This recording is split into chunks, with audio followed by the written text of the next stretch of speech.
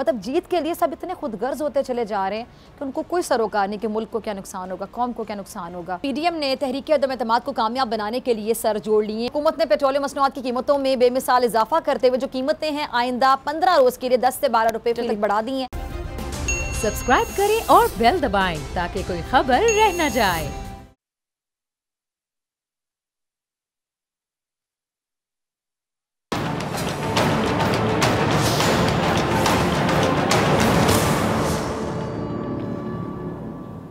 अस्सलाम वालेकुम नाज़रीन, मैं हूं डॉक्टर फ़िज़ा अकबर खान और मैं हूं पाकिस्तान और आप देख रहे हैं पाकिस्तान के सबसे बड़े न्यूज़ चैनल का नंबर 1 प्रोग्राम ऐसे नहीं चलेगा। नाज़रीन, हार किसी को पसंद नहीं होती और जीत सबकी ख्वाहिश होती है। जीत किसी भी नौयत की हो सकती है और जीत का जो एहसास है वो इंसान को फितरी तौर पर बड़ा सुकून देता है। जीत का मकसद सामने रखना बुरा नहीं होता। जीत का जज्बा इंसान की शख्सियत में निखार पैदा करता है और ज़िंदगी के लिए मोटिवेशन का बाइस बनता है। लेकिन बाज़ बार ऐसा होता है, बाज़ दफ़ा ऐसी सूरत हाल होती है जिसमें जीतना ही अहम नहीं होता बल्कि मसलहतन हार जाना भी बेहतर साबित होता है। जहाँ हारना बेहतर हो वहीं हम जानबूझकर अपनी फ़तह को हार में बदल दें तो वो भी एक किस्म की फ़तह ही कंसिडर होती है। अच्छा, जैसे कि अक्सर औकात आपने देखा होगा कि हमारे बड़े अपने बच्चों से क्रिकेट के मैच में जानबूझकर इसलिए हार जाते हैं क्योंकि वो अपने बच्चों का दिल तोड़ना नहीं चाहते हैं। वो अपने बच्चों के चेहरे पर जीत की खुशी की मुस्कुराहट देखकर ही खुश हो जाते हैं। यानी हार कर भी लोगों के दिल जीते जा सकते हैं अगर आपने किसी का दिल रखना है। अब ऐसी एक कहानी जिसमें एक उस्ताद अपने स्टूडेंट्स को हार कर जीत जाने की अहमियत समझाते हैं। कहानी कुछ यूँ है कि एक बार स्टूडेंट्स ने अपने टीचर से कहा कि सर आप हमारे साथ क्रिकेट खेलें। उस्ताद ने बच्चों की बात मान ली और वो बच्चों के साथ क्रिकेट खेलने लगे। उस्ताद ने बैटिंग की, 5 गेंदों पर उन्होंने सिर्फ 2 रन्स बनाए और 6ठी गेंद पर वो क्लीन बोल्ड हो गए, जिस पर स्टूडेंट्स ने शोर मचाकर अपनी भरपूर खुशी का इजहार किया। जब मैच खत्म हो गया तो क्लास में टीचर ने स्टूडेंट से पूछा कि आप में से कौन कौन चाहता था कि मैं आपके दोस्त की गेंद पर आउट हो जाऊं, जिस पर सब बॉलर्स ने हाथ खड़े कर दिए। अच्छा, फिर हुआ क्या? टीचर सबके बाजू ऊपर होता देखकर हंस दिए। फिर टीचर ने बच्चों से पूछा कि मैं क्रिकेटर कैसा हूँ? सब ने कहा कि आप बहुत बुरे क्रिकेटर हैं। जिसके बाद फिर उस्ताद ने पूछा कि मैं टीचर कैसा हूँ? जिस पर उन्हें जवाब मिला कि आप बहुत अच्छे टीचर हैं। ये सुनकर उस्ताद फिर से हंसने लगे और फिर कहने लगे कि सिर्फ आप लोग नहीं बल्कि दुनिया भर में फैले हुए मेरे हज़ारों स्टूडेंट्स, जिनमें कई मेरे नज़रियाती मुखालिफ भी हैं, वो ये गवाही देते हैं कि मैं अच्छा टीचर हूँ। और मैं एक राज की बात बताता हूँ कि मैं जितना अच्छा टीचर हूँ उतना अच्छा स्टूडेंट नहीं था। मुझे हमेशा सबक याद करने में बड़ी मुश्किल का सामना करना पड़ता था, बात समझने में बड़ा वक्त लगता था। लेकिन क्या आप बता सकते हैं कि इसके बावजूद मुझे अच्छा टीचर क्यों माना जाता है? सब ने कहा कि सर आप बता दें कि आपको क्यों अच्छा टीचर कहा जाता है। टीचर ने कहा कि अदब करने की वजह से मुझे अच्छा टीचर कहा जाता है। अब उस्ताद ने बात जारी रखते हुए कहा कि मुझे अच्छी तरह से याद है कि मैं अपने टीचर के हाथ दावत की तैयारी में उनकी मदद कर रहा था। अच्छा, मैंने फ्रीज़र से बर्फ़ निकाली जिसे तोड़ने के लिए कमरे में कोई चीज़ मौजूद नहीं थी। मेरे उस्ताद काम के लिए कमरे से निकले तो मैंने मुक्का मारकर बर्फ़ तोड़ दी। उस्ताद के आने से पहले जल्दी से टूटी हुई बर्फ़ जो है वो दीवार पर भी दे मारी। उस्ताद कमरे में आए तो उन्होंने देखा कि मैंने बर्फ़ दीवार पर मार कर तोड़ी तो उन्होंने मुझे डांटा कि तुम्हें अकल कब आएगी, यूँ बर्फ़ तोड़ी जाती है क्या, क्या किया तुमने? अच्छा, मैंने उनकी डांट खामोशी से सुनी। बाद में मेरे उस्ताद ने मेरी उस बेवकूफ़ी का जिक्र कई जगह किया। मैं हमेशा बेवकूफ़ों की तरह सर हिलाकर उनकी डांट सुनता और उन्हें आज भी नहीं मालूम कि बर्फ़ मैंने मुक्का मार कर तोड़ी थी। अब ये बात मैंने इसलिए उन्हें नहीं बताई क्यों कि वो एक हाथ से माजूर थे। उनकी गैर मौजूदगी में मैंने जोश में मुक्का मारकर बर्फ़ तोड़ दी। लेकिन जब उनकी माजूरी का ख्याल आया तो सोचा कि मेरे ताकत के मुजाहरे से उन्हें कहीं एहसास से महरूमी ना हो, इसलिए मैंने बर्फ़ दीवार पर मारने की अहमकाना हरकत जानबूझकर की और लंबे अरसे तक उनकी डांट सुनता रहा। और एक आप लोग हैं कि एक दूसरे को चीख चीख कर हिदायत दे रहे थे कि सर को यॉकर मारकर आउट कर दो। जीतना, वो कहते हैं, सब कुछ नहीं होता। कभी हारने से ज़िंदगी में जीत के जो रास्ते हैं वो ज़्यादा खुल जाते हैं। आप ताकत में अपने टीचर्स और वालिदैन से बेशक बढ़ जाते हैं, लेकिन ज़िंदगी में सबसे जीतना चाहते हैं तो फिर अपने टीचर्स और वालिदैन से जीतने की कोशिश ना करें, आप कभी नहीं हारेंगे।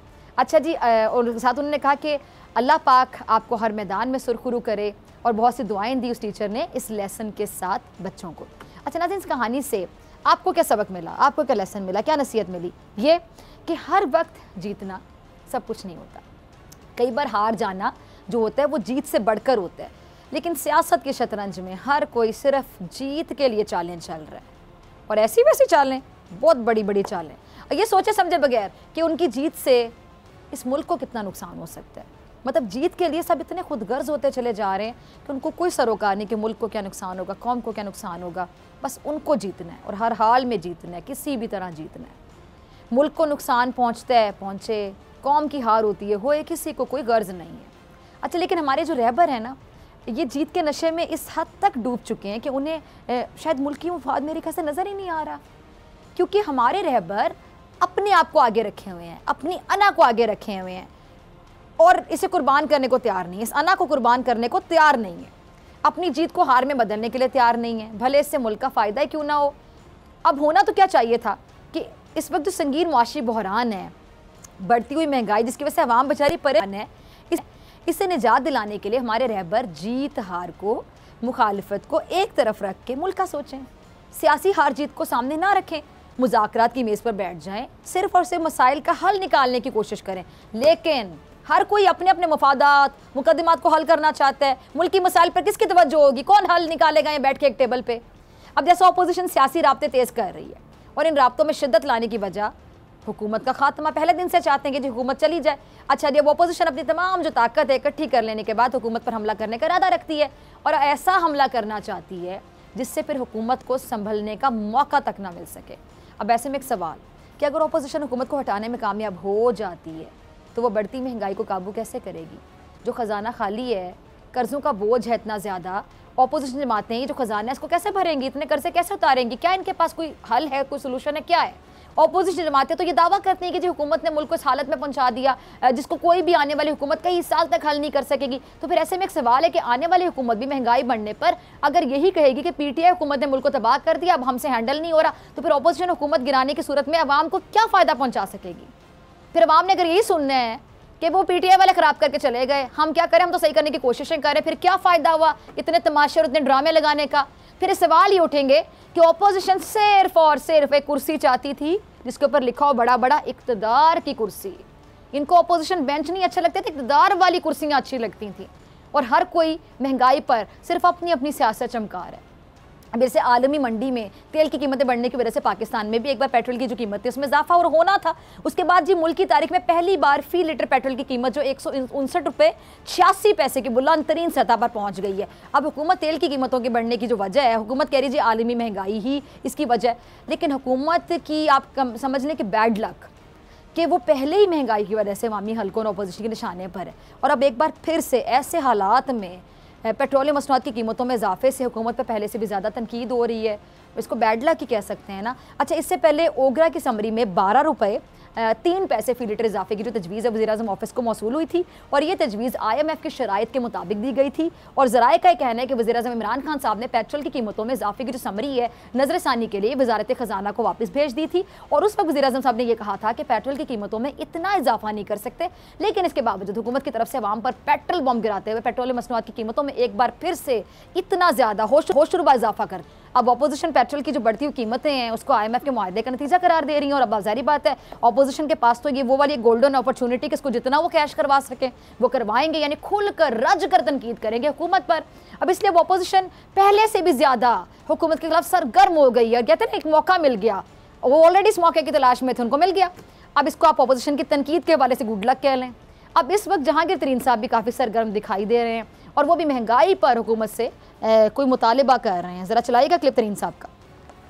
सुना आपने जहांगीर तरीन साहब को। जहांगीर तरीन साहब ने ओन चौधरी की जानिब से दिए गए इशाइये के बाद मीडिया से गुफ्तगू की और ये बात कर रहे थे जी इमरान खान साहब से गुजारिश है मईशत को संभाला दे दें, अवाम महंगाई के तूफ़ान के सामने बेबस हो चुके हैं। कहते हैं जी सियासी लोग राब्ते कर रहे हैं, तहरीक अदम एतमाद पर कोई बात नहीं हुई है, तहरीक अदम एतमाद अभी नहीं आई और मालूम नहीं कि आएगी या नहीं आएगी। राब्ते अभी भी हैं और आइंदा भी रखेंगे। सियासी लोग हर एक से राब्ते करते हैं, अपनी पार्टी से भी राब्ते में हैं। अच्छा, मौजूदा जो नाजुक मुल्क की सूरत हाल है उसमें सबका मिलकर बैठना ज़रूरी था। तहरीक अदम एतमाद से मुतालिक कोई बात नहीं की है। वो कह रहे जी ये जो बात है ये कबल वक्त है। अच्छा नाज़रीन, कल तरीन ग्रुप की बैठक हुई थी, उसमें ख़बरों के मुताबिक जो तरीन ग्रुप के सरबराह हैं यानी जहांगीर तरीन साहब, उन्होंने जो हालिया सियासी सिचुएशन है, सूरत हाल है, उसमें एक मुतहरिक किरदार अदा करने का ऐलान किया है। सियासी हालात और अपोजिशन के अदम एतमाद की तहरीक के ऐलान पर भी भरपूर मुशावरत भी की गई है। यानी तरीन ग्रुप कुछ ना कुछ हलचल मचाने की कोशिश में है। और जहांगीर तरीन ने महंगाई के हवाले से अपोजिशन की बात को ही दोहराया। आज काफ लीग का भी एक अहम मुशावरती इजलास हुआ है। हुकूमत के इत्तेहादी अगर सोच रहे हैं तो महंगाई का सोच रहे हैं, क्योंकि महंगाई की वजह से इत्तेहादियों की जो सियासत है वो बाकायदा दाव पे लगी हुई है। और इस एतबार से अगर देखा जाए तो इत्तेहादियों पर हुकूमत के साथ रहने का दबाव भी है। लेकिन हुकूमत के बकौल अपोजिशन महंगाई को बहाना बनाकर अपना रास्ता साफ करना चाहती है। अब जो पेट्रोल की कीमतें बढ़ चुकी हैं और इसका बहुत सारिफीन पर आएगा, ज़ाहिर बात है, लेकिन अपोजिशन वाले हुकूमत पर तनकीद करके अपना एक फ़र्ज़ पूरा करके निकल खड़े होते हैं और ये समझते हैं कि उन्होंने अपना फ़र्ज़ पूरा कर लिया। अच्छा, शहबाज शरीफ साहब ने आज अपने बयान में ये कहा है कि जी मौजूदा हुकूमत इंतहाई बेहिस है, संग दिल है और जालिम का लफ्ज़ भी इस्तेमाल किया। अच्छा, हुक्मरान आवाम पर पेट्रोल बॉम्ब जो है वो गिरा कर उनका जीने का हक छीन रहे हैं और वो कह रहे हैं मैं आवाम से दरख्वास्त करता हूँ कि वो इलेक्शन के वक्त इमरान खान और कंपनी को सबक सिखाएं। इस हुकूमत की हिमायत करने वालों को भी आवाम के गुस्से का सामना करना पड़ेगा। अच्छा, जमात इस्लामी ने भी पेट्रोल की कीमतों में इजाफे के खिलाफ 2 रोज़ा एहतजाज का ऐलान कर दिया है। और सिराजुल हक साहब क्या फरमाते हैं, कहते हैं कि जी जुमेरात और जुमे को जालिमाना हुकूमती इक़दाम के खिलाफ एहतजाज होगा। अब सवाल ये कि सिराजुल हक साहब एहतजाज तो कर लेंगे, लेकिन क्या इस एहतजाज से आवाम को रिलीफ मिल जाएगा? यानी पेट्रोल की जो कीमतें हैं जो बढ़ी हैं तो वो क्या नीचे आ जाएंगी? ये एक बड़ा सवाल है। अच्छा, शहरी रहमान साहिबा वो तो ये तक दावा कर रही हैं कि जी आलमी सतह पर जो तेल की कीमतें हैं वो कम हुई हैं, लेकिन इसके बावजूद हमारे यहाँ बॉम्ब गिरा दिया गया आवाम के ऊपर। यानी कहने का मकसद सिर्फ इतना है कि तेल की कीमतें बढ़ने के बाद हर कोई अपनी अपनी हैसियत के मुताबिक सियासी पॉइंट स्कोरिंग करता है और फिर चलता बनता है, लेकिन अवामी मसाइल वहीं के वहीं खड़े रहते हैं। अब इनमें से कोई पेट्रोल की कीमत कम करा दे तो ठीक है, हम मानेंगे कि चलिए बड़ा अवाम पर एक एहसान हो गया जिसने पेट्रोल की कीमत कम करवा दी। यानी अगर अवाम ने उसी कीमत में पेट्रोल लेना है जो बढ़ गई है, जो बॉम्ब गिरा दिया गया है, तो फिर फ़ायदा क्या होगा आवाम को? अच्छा, शहबाज गिल साहब का एक क्लिप होगा, वो क्या फरमा रहे हैं ज़रा सुनिएगा, चलाइएगा टीम जी। तो सुना आपने शहबाज गिल साहब को, वो कहते हैं कि जी अपोजिशन वालों को पता है कि जी इत्तेफाक में बरकत है, इसलिए वो इकट्ठे हो गए हैं, क्योंकि उन्हें इस बात का अंदाज़ा है कि जब तक उठे हैं वो कानून और अदालतों से बच सकते हैं। लेकिन अगर ये एक दूसरे से अलग अलग हो जाते हैं तो फिर ऐसी सूरत में इनके माफियाज का सिस्टम कमज़ोर हो जाएगा। अच्छा, एक प्रेडिक्शन भी दे रहे हैं, वो एक पेशगोई कर रहे हैं, वो क्या कि जी आने वाले वक्तों में जब एहतसाब का घेरा इन पर मजीद तंग होने लगेगा, यानी अब से भी ज़्यादा मजीद तंग होगा, तो पीपल्स पार्टी और नून लीग वाले एक दूसरे को ज़बरदस्ती पकड़ कर घसीट कर तीतर बटेर खिलाते हुए नजर आएंगे। अच्छा, हुकूमत ये कहती है कि अपोजिशन ने चाय की प्याली में ना तूफान पैदा करने की कोशिश की है और साथ वो कहते हैं इसमें वो नाकाम भी रहे हैं, लेकिन अपोजिशन अब भी हुकूमत के लिए मुश्किलें पैदा करने से पीछे नहीं हट रही। वो अपनी जगह कॉन्फिडेंट है, अच्छा, पीपल्स पार्टी हुकूमत को सख्त वक्त देने की तैयारी मुकम्मल कर चुकी। किस तरह? बिलावल ने अब 27 फरवरी से कराची से शुरू होने वाले अवामी मार्च के जो रूट प्लान है उसकी मंजूरी दे दी है और पीपल्स पार्टी का जो अवामी मार्च है वो कराची से 10 दिन में 34 मुख्तलिफ शहरों से होता हुआ इस्लामाबाद पहुंचेगा। 10 दिन में 34 मुख्तलिफ शहरों से होता हुआ इस्लामाबाद पहुंचेगा। और बिलावल जरदारी की सरबराही में अवामी मार्च का जो आगाज़ है कराची में मज़ार कायद से इतवार यानी संडे 27 फरवरी को होगा और बिलावल जरदारी साहब की सरबराही में 8 मार्च बरोज़ पीर का दिन बन रहा है। लॉन्ग मार्च का आगाज़ रावलपिंडी से होगा और अवामी जो काफ़िला है वो इस्लामाबाद पहुँचेगा। यानी इस्लामाबाद पहुँचने से पहले बिलावल शहर गली गली में जाकर अपनी जमात का मौक़िफ़ अवाम के सामने रखेंगे और उन्हें मोबिलाइज़ करेंगे और अवाम के समंदर को इकट्ठा करके हुकूमत के ख़िलाफ़ एक मौसर तरीके से इस्लामाबाद की तरफ बढ़ेंगे। अच्छा, पीपल जो तैयारियाँ हैं ये देख कर और PDM की जो लाचारगी है उसको देखते हुए फवाद चौधरी साहब कुछ फरमा रहे हैं, ज़रा सुनिएगा क्या कहते हैं चौधरी साहब। ये तो सुना आपने चौधरी साहब को, कह रहे हैं जी 3 साल में अपोजिशन ने तकरीबन 13 कोशिशें की हैं कि वो हुकूमत को गिरा सकें, इनमें इतनी अहलियत ही नहीं है हुकूमत गिरा सकें। इस वक्त ये लोग अपने बोझ के तले दबे हुए हैं और चौधरी साहब ये भी समझते हैं कि जी JUI और नून लीग का वोट बैंक इतना नहीं है कि वो हुकूमत बना सकें। अब नाज़रीन लग ऐसा रहा है इन सब की बातें सुन के कि जो आने वाले वक्त में हुकूमत भी शायद खामोश नहीं बैठेगी और हुकूमत एक तलवार मज़ीद तेज़ी से चला सकती है जो कि चलना शुरू हो गई है, वो है एहतसाब की तलवार। अब हुकूमत मॉरली नून लीग पर दबाव डालना शुरू हो जाएगी और नवाज़ शरीफ को वापस लाने के लिए एक बार फिर से सरगर्म हो गई है।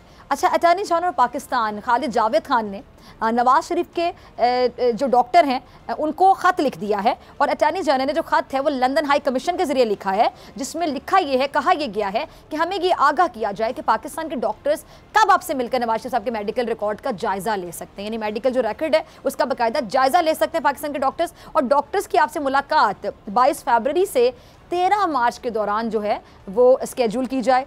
ख़त में ये भी कहा गया कि मुलाकात की तारीख से 4 रोज़ पहले आगाह किया जाए। और ख़त में नवाज शरीफ के मौलिद से ये भी कहा गया कि ये जो कार्रवाई है ये नवाज शरीफ और शहबाज शरीफ की लाहौर हाई कोर्ट में जो जमा कराई गई अंडरटेकिंग है उसकी रोशनी में की जा रही है। अच्छा, पाकिस्तान के नामजद करदा डॉक्टर्स आपसे मिलकर नवाज शरीफ की सेहत से मुतालिक तस्दीक करना चाहते हैं। ख़त में ये भी कहा गया है कि जी नामजद करदा जो डॉक्टर हैं वो नवाज शरीफ की रिपोर्ट का जायज़ा लेंगे, क्योंकि नवाज शरीफ की मेडिकल रिपोर्ट का जायज़ा लिए बगैर डॉक्टर कोई भी राय देने से कासिर हैं। यही वजह है कि नून लीग खतरे को समझ चुकी है और शाहिद खाकान अब्बासी साहब एक बार फिर से इदारों को निशाना बना रहे हैं। क्या कह रहे हैं, ज़रा क्लिप चलाइएगा। जी तो सुना आपने वासी साहब को, कहते हैं जी हुकूमत टेलीफोन कॉल्स के सहारों पे खड़ी है, जिस कॉल्स होना बंद हो जाएंगी उसी दिन हुकूमत के खिलाफ अदम एतमाद की तहरीक कामयाब हो जाएगी। अब इन इत्तेहादियों का साथ ना मिलने पर परेशानी है और नून लीग को ये लगता है कि जी इत्तेहादियों को हुकूमत से अलग होने से किसी कुव्वत ने रोका हुआ है। और शाहिद खाकान अब्बासी साहब उन्हीं कुव्वतों की बात पर मियाँ साहब ने खूब तनकीद की थी और मौलाना भी कुछ तनकीद कर रहे हैं अपने अंदाज में। ज़रा चलाइएगा मौलाना साहब का क्लिप। सुना आपने मौलाना साहब को, वो सदारती निज़ाम के नफाज को मुस्तरद करते हुए कहते हैं कि जो निज़ाम है पाकिस्तान में नाफिज नहीं हो सकता क्योंकि इससे वफाक के बुनियादी तसव्वुर को नुकसान पहुँचेगा। सदारती निज़ाम ज़ालिमाना निज़ाम है और अगर इसे मुतारिफ़ कराया गया तो फिर नया आइन बनाना पड़ेगा। कोई आमिर ताकत के ज़ोर पर इक़्तिदार पर काबिज़ नहीं रह सकता। अब नाज़रीन, हर कोई एक दूसरे को शिकस्त देकर जीत के हसूल में लगा हुआ है, अपनी सियासत का सोच रहा है, मुल्क का नहीं सोचा जा रहा, अवाम के मुफादात का नहीं सोचा जा रहा। ऑपोजिशन अवाम को हुकूमत के खिलाफ बाहर निकलने की दावत दे रही है, लेकिन अवाम ये भी जानना चाहती है कि बाहर निकल कर उनके मसाइल कैसे हल होंगे। चलो निकल आए अवाम, चलें 5 सेकंड के लिए सोच रहे, निकल आए बाहर। अब अवाम के मसाइल गारंटी देती है ऑपोजिशन, और हुकूमत जाने के बाद अगर हुकूमत चली जाती है बकौल अपोजिशन के, तो अपोजिशन के पास इन मसाइल को हल करने का प्लान क्या है, वो प्लान तो अवाम के साथ शेयर करें। एक आम पाकिस्तानी ये जानना चाहता है, बल्कि हर पाकिस्तानी ये जानना चाहता है जिसकी आप रिक्वेस्ट करते हैं कि हमारे साथ निकले बाहर। अगर अपोजिशन ने प्लान नहीं दे सकी तो फिर मुश्किल लगता है ना कि हुकूमत के खिलाफ इसका ये वार चलेगा, या जितनी भी बैठकें हो रही हैं उसमें जो कुछ डिसाइड किया जाता है, तय किया जाता है, वो कामयाब होगा। क्योंकि सियासी रहनुमाओं के जो ज़ाती मुफादात हैं ना, उसके लिए लोग बाहर नहीं निकलने वाले, याद रखिएगा। और अगर लोग नहीं निकले तो फिर अपोजिशन का खेल कैसे चलेगा? ऐसे नहीं चलेगा। मिलते हैं ब्रेक के बाद।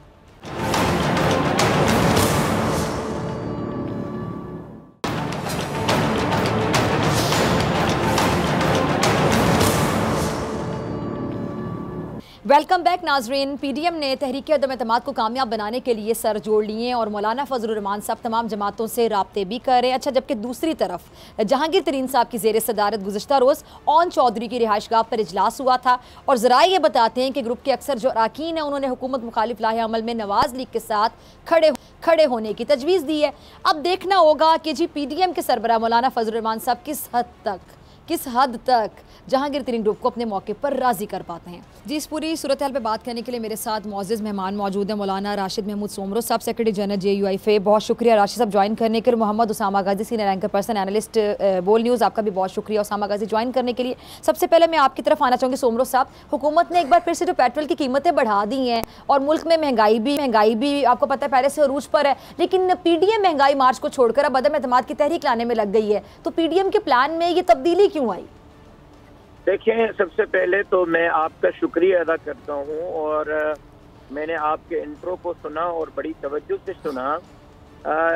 तहरीक अदम एतमाद पीडीएम को या अपोजिशन की जमातों को या पार्लिमानी जमातों को पेश करने का आईनी हक है, और अगर एक आईनी हक की तरफ अपोजिशन की जमातें जा रही हैं तो उस पर एतराज़ नहीं होना चाहिए।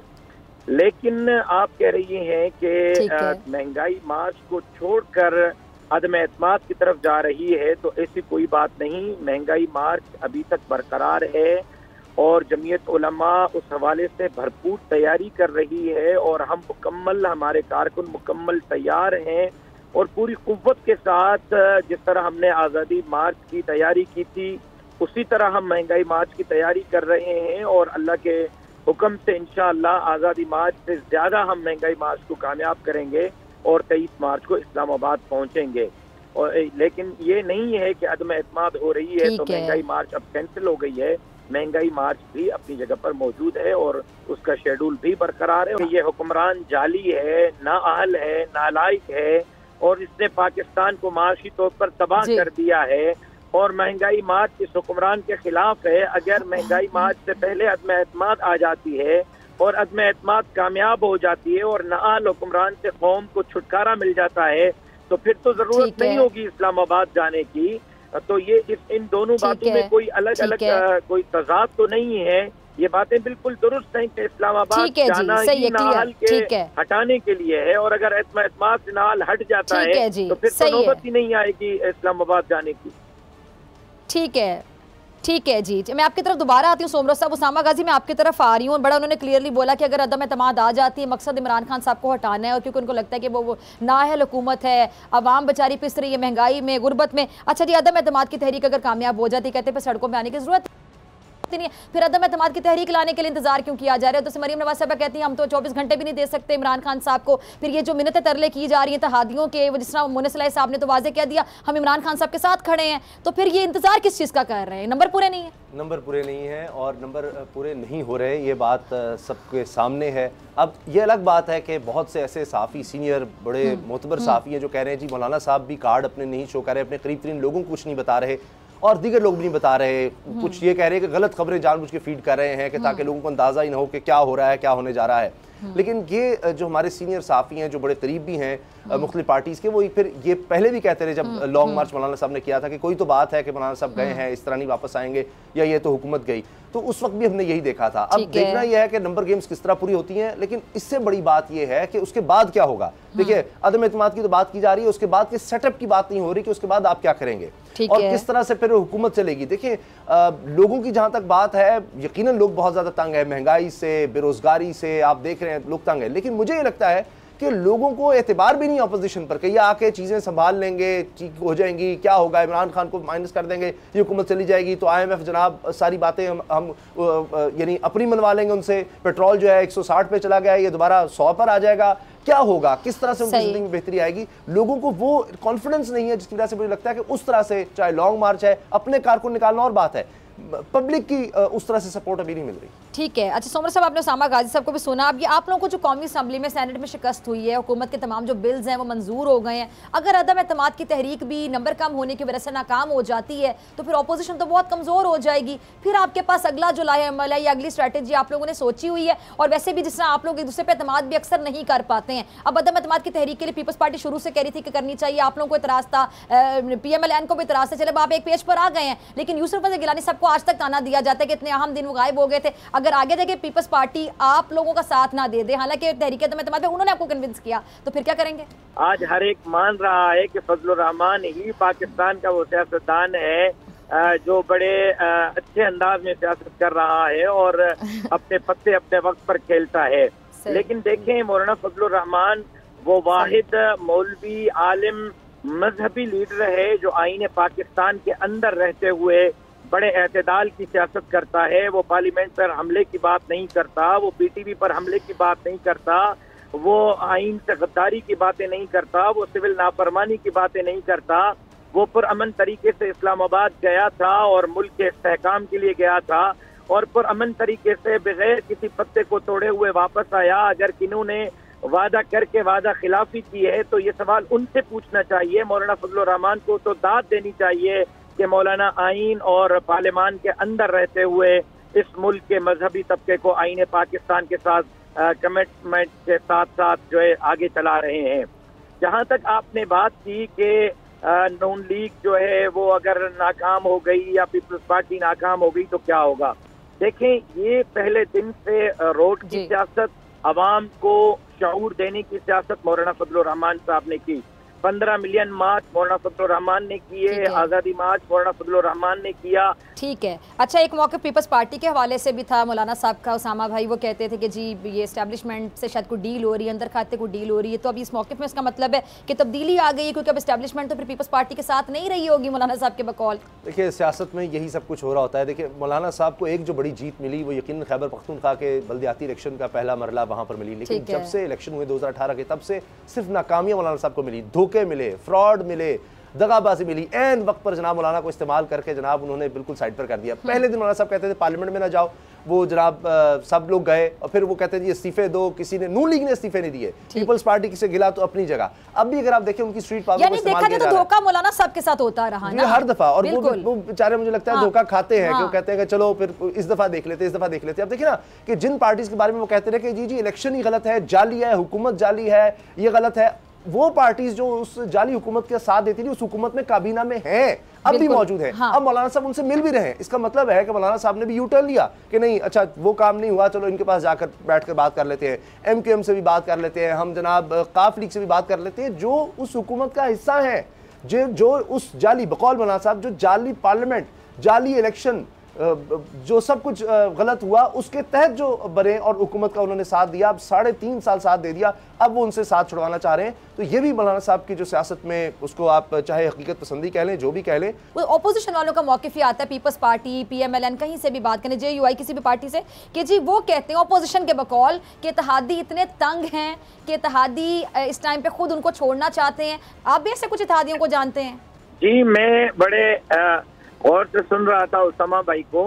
उसामा भाई, मौलाना फजलुर रहमान साहब के लिए 25 जुलाई 2018 के जो दिन रिजल्ट आए थे, उसके बाद कुछ लोगों ने ट्वीट किया था वतुइज़्ज़ु मन तशा वतुज़िल्लु मन तशा, और इमरान खान साहब और उसके लोगों ने कहा था कि फजलुर रहमान की सियासत खत्म हो गई और फजलुर रहमान से असेंबली को पाक कर लिया।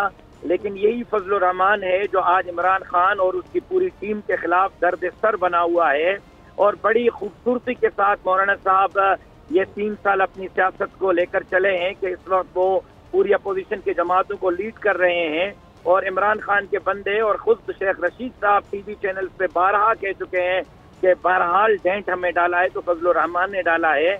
तो हम धोखा खा नहीं रहे, हम बड़ी हिकमत अमली के साथ आगे बढ़ रहे हैं, अपनी हैसियत मनवा रहे हैं, अपनी पार्टी की हैसियत मनवा रहे हैं।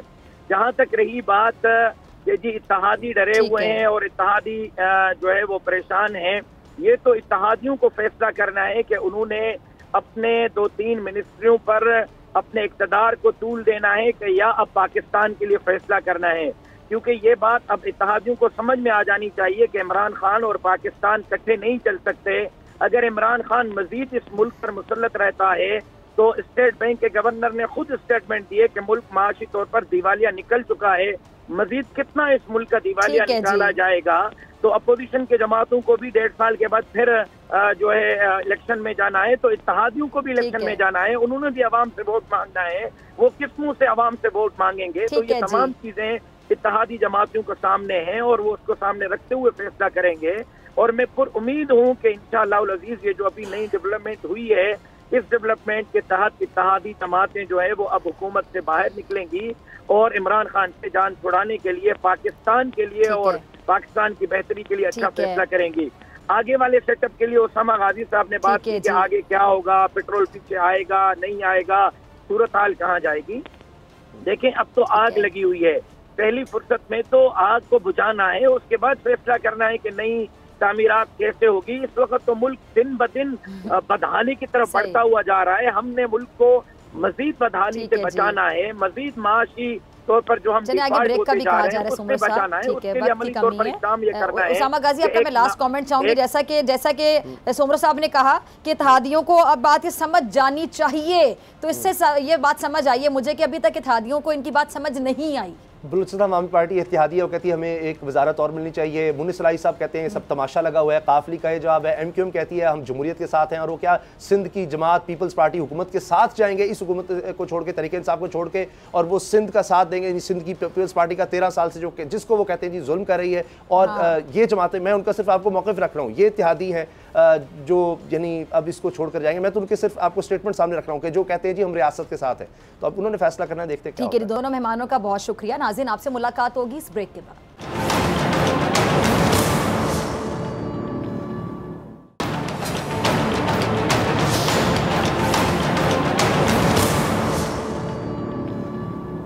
वेलकम वेलकम बैक नाजरीन। हुकूमत ने पेट्रोलियम मसनूआत की कीमतों में बेमिसाल इजाफा करते हुए जो कीमतें हैं आइंदा 15 रोज के लिए 10 से 12 रुपए तक बढ़ा दी हैं। कीमतों में जो इजाफा है बैनुल अक़वामी मार्केट में तेल की कीमत के असरात को आवाम तक मुंतकिल करने और IMF से किए गए वादे को पूरा करने के लिए किया गया। पेट्रोलियम मसनूआत की कीमतों में ये सबसे बड़ा इजाफा बताया जा रहा है। इससे पहले शायद एक साथ इतना इजाफा कभी किया गया हो, शायद। अच्छा, दूसरी तरफ अपोजिशन जमातों ने पेट्रोलियम मसनूआत की कीमतों में इजाफे को जुल्म करार दे दिया है, जबकि महंगे पेट्रोल से मुतालिक जो सवाल है उसके जवाब में वफाकी वज़ीर शिबली फराज ने मशवरा दिया कि हमें जहां तक मुमकिन हो कम फ्यूल इस्तेमाल करना चाहिए। अब मेरा मशवरा है कि शिबली फराज साहब को कि अपनी काबीना और वज़रा से कहें कि वो छोटी गाड़ियां इस्तेमाल करें, प्रोटोकॉल की जो एक्स्ट्रा गाड़ियां हैं वो कोई भी इस्तेमाल ना करे। इससे भी पेट्रोल की शायद बचत हो सकेगी, क्योंकि आप लोग आवाम के टैक्स के पैसों का जो फ्री पेट्रोल इस्तेमाल करते हैं तो कुछ बचत आप लोग भी कर लें कम फ्यूल इस्तेमाल करके। इस पर बात करने के लिए मेरे साथ मौजूद है माहिर माशियत, किसी तारुफ के मोहताज नहीं, डॉक्टर फ़ारूक सलीम साहब। डॉक्टर साहब आपकी तरफ आना चाहूँगी। डॉक्टर साहब, ये रिपोर्ट के मुताबिक आलमी मंडी में इस वक्त आम तेल की कीमतें बुलंद सतह पर है, जिसकी दीगर वजूहात के अलावा एक वजह यूक्रेन के मसले पर आलमी कुव्वतों के दरमियान जो बढ़ती कशीदगी है उसको करार दिया जा रहा है। लेकिन अब तो ये कशीदगी कम होती दिखाई दे रही है। क्या अब कीमत कम होगी? और ये एकदम से तो 10 से 12 रुपये बढ़ जाते हैं। डॉक्टर साहब, लोग बड़े परेशान हैं। देखिए, आपको मशवरा दिया है। एक वजीर साहब ने कहा था कि आप चीनी कम खाएं, दूसरे वजीर साहब ने कहा कि रोटी कम कर दें, और अब तजवीज़ आई है कि पेट्रोल इस्तेमाल भी कम कर दें। तो तजावीज़ तीनों मैं समझता हूँ कि बड़ी वैल्यूबल हैं और हमें इन पे अमल करना चाहिए। अच्छा, दो हक़ाइक़ मैं आपके सामने रखता हूँ। एक आलमी मंडी के हवाले से।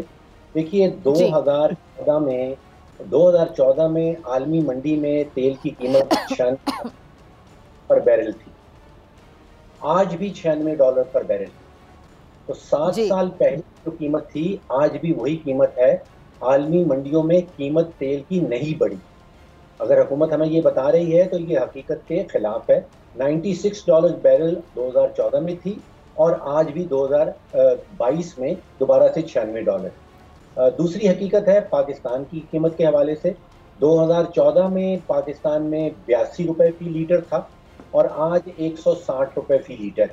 तो आलमी मंडी में जो इंक्रीज है वो 0% है और पाकिस्तान के अंदर जो इजाफा है वो 100% है, तकरीबन 100%। 82 रुपए फी लीटर से बढ़ के पहुंच गया है 160 रुपए। तो हुकूमत का ये कहना कि पाकिस्तान में कीमत बढ़ी है और उसकी वजह ये है क्योंकि आलमी मंडी बढ़ी है, वो बिल्कुल वो हकीकत पे आप समझिए कि मबनी नहीं है, वो हकीकत के खिलाफ। असल में है कि हमारा रुपया जिस से गिरा है उसके नतीजे में हमें ये नजर आ रहा है 160 रुपए का पेट्रोल। और मेरा ख्याल है कि मुझे भी याद नहीं है कि कभी एक ही शॉट के अंदर 12 रुपए फी लीटर जो है वो पेट्रोल की कीमत बढ़ाई गई। पहली बात तो बिल्कुल क्लियर है कि आलमी मंडी के नतीजे में ये कीमत नहीं बढ़ी।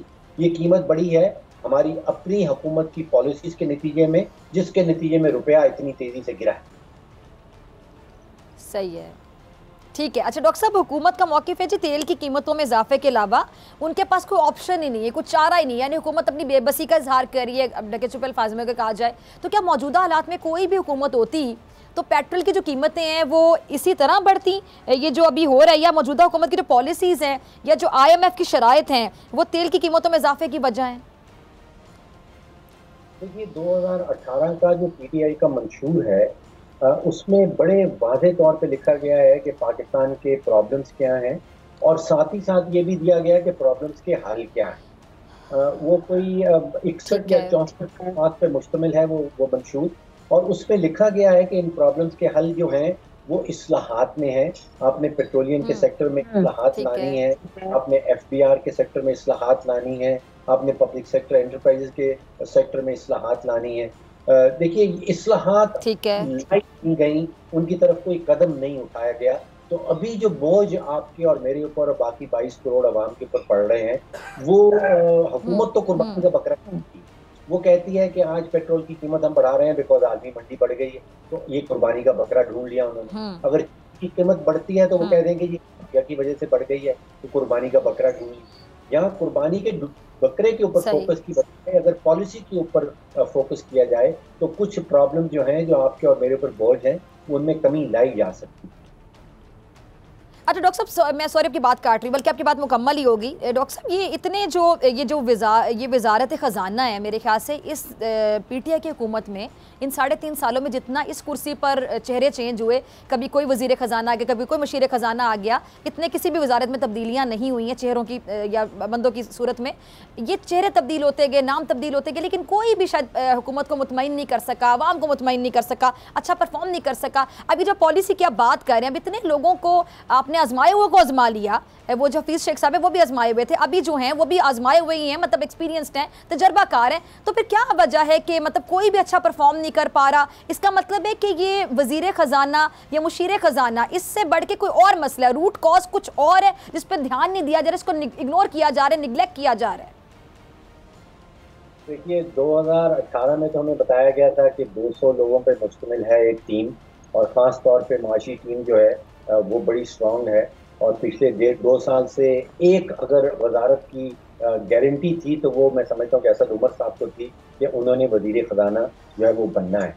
देखिए आपने पॉलिसी का जिक्र बल्कि मैं कोट करना भूल गई, आप भी तो इस टीम में शामिल रहे हैं ना, आप भी तो रहे हैं ना डॉक्टर साहब, आपने तो बड़े हकाइक को करीब से देखा हुआ है। जी बिल्कुल, कोई इसमें शक नहीं है। मामला कुछ ऐसा रहा कि पॉलिसी बनाने के लिए आपको टीम चाहिए होती, आपने बार बार पॉलिसी का जिक्र किया, पॉलिसी बगैर नहीं बनती। अब आप सोचिए कि पिछले 41 महीनों में 7 या 8 चेयरमैन एफडीआर के तब्दील हो चुके हैं, यानी कि औसतन एक चेयरमैन को 5 या 6 महीने मिल रहे हैं। अब वो 5-6 महीने में कोई पॉलिसी तो नहीं बना पाए। इसी तरह 4 वज़ीर ख़जाना जो हैं वो 41 महीने में हमने बदल दिए हैं, तो 10-11 महीने मिल रहे हैं औसतन वज़ीर ख़जाना को, तो वहाँ पे भी टीम एग्जिस्ट नहीं करती। जब टीम एग्जिस्ट नहीं करती तो फिर पॉलिसी कैसे सामने आएगी? अब आ गया है इलेक्शन का मामला, अब बजट बनाना है, और आप देखिएगा कि वो इलेक्शन को नज़र में रखते हुए, दिमाग में रखते हुए बनाया जाएगा कि किसी तरह जो है वो रिलीफ देने की कोशिश की जाए। इस्लाहात का मामला तो खत्म हो, वो 1 या 2 साल होते हैं हुकूमत के पास, वो इलेक्शन जीत के आती है, तो इस्लाहाती इकदाम तो कोई होता मुझे नजर नहीं आता। ठीक है, शुक्रिया आपके वक्त के लिए। इसी के साथ डॉक्टर फिज़ा अकबर खान को दीजिए इजाज़त, आपसे मुलाकात होगी इंशाल्लाह कल सेम टाइम सेम चैनल के ज़िंदगी ने वफ़ा की दुआओं में याद रखें, अपना बहुत ख्याल रखें। जाने से पहले हमारा सेगमेंट बोल अवाम बोल देखिए कि अवाम का क्या रिएक्शन आया, अवाम इजहार कैसे करी अपने गुस्से का। पेट्रोल जो प्राइसेस में इजाफा हुआ है, जारी बात है गुस्सा आएगा अवाम को, हुकूमत पर प्यार तो नहीं आएगा। देखिए बोल अवाम बोल। कोई भी नहीं अच्छा, सब फारिग है। सब ने एक जैसे ही काम किया, लेकिन इसने तो हद ही पार कर दी। तारीख में आप देख लें कभी 160 तक पेट्रोल नहीं गया। आज हम देख रहे हैं जो सवारी हम 50-60 रुपये में सफ़र करते थे, आज वो हमें 200 में पड़ता। काम ही होते थे उनके दौर में, इतनी महंगाई नहीं थी उनके दौर में, आज ज़्यादा ही इमरान खान के दौर में। उनके दौर में भी बढ़ती थी, मतलब लेकिन नवाज शरीफ बेहतर था इमरान से या जरदारी से। वो उनके दौर में तो 60-65 से ऊपर कभी गया ही नहीं था पेट्रोल, हद 100 तक गया है। लेकिन इसने तो पता नहीं मानना है कि सोची हुई है, हमेशा गरीब बंदा ही मरता है, अमीर बंदा नहीं। ना नवाज शरीफ क्या थी ना जरदारी क्या थी, उन्होंने भी यही कुछ किया। लेकिन ये कि इस दौर में हुकूमत में ज़्यादा हो रहा है, ये चीज़ें ज़्यादा जो है हो रही है, महंगाई, पेट्रोल की कीमतें। इमरान खान एक बिल्कुल स्पोर्ट्समैन, बहुत अच्छा स्पोर्ट्समैन रहा है, लेकिन ये भी लाजमी नहीं कि वो सियासत में भी अच्छा हो, तो हमारा अलमिया यही है।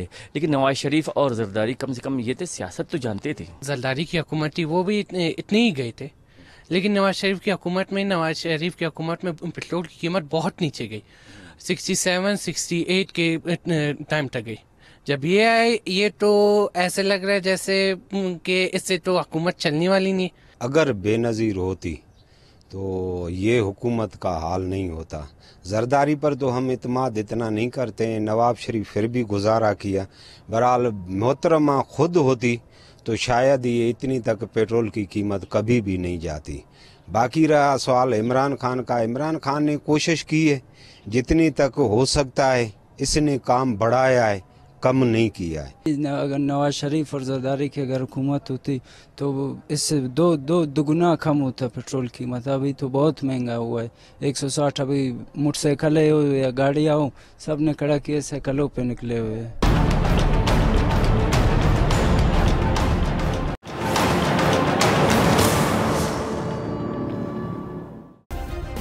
सब्सक्राइब करें और बेल दबाएं ताकि कोई खबर रह न जाए।